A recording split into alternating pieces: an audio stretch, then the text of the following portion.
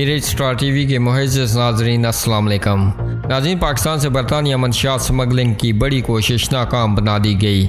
Islamabad courier office में parcel के ज़रिए हीरोइन बरतानिया स्मगलिंग करने की कोशिश नाकाम बना दी गई। ANF ने 1 किलो 300 ग्राम हेरोइन बरामद कर ली।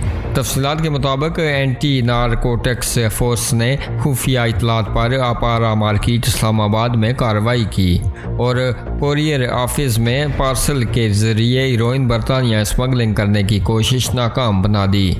तर्जमान AFN ने बताया कि 1 किलो 300 ग्राम हेरोइन बमा पैकिंग मटीरियल 23 अदद वेस्ट कोटू में छुपाई गई थी। तर्जमान के मुताबिक पार्सल हाफिजाबाद के रिहायशी नदीम मुस्तफ़ा की जानब से बुक करवाया गया था। पार्सल बरतानिया में मुकीम तनवीर नवाज नामी शख्स को मौसूल होना था। ANF ने बरामद शुदा मंशियात कब्ज़े में लेकर मज़ीद तहकीकात का आगाज़ कर दिया गया है। नाज़रीन, आप भी अपनी राय का इजहार कीजिएगा इस खबर के हवाले से और मज़ीद खबरों और अपडेट्स के लिए हमारे इस चैनल को सब्सक्राइब कीजिएगा।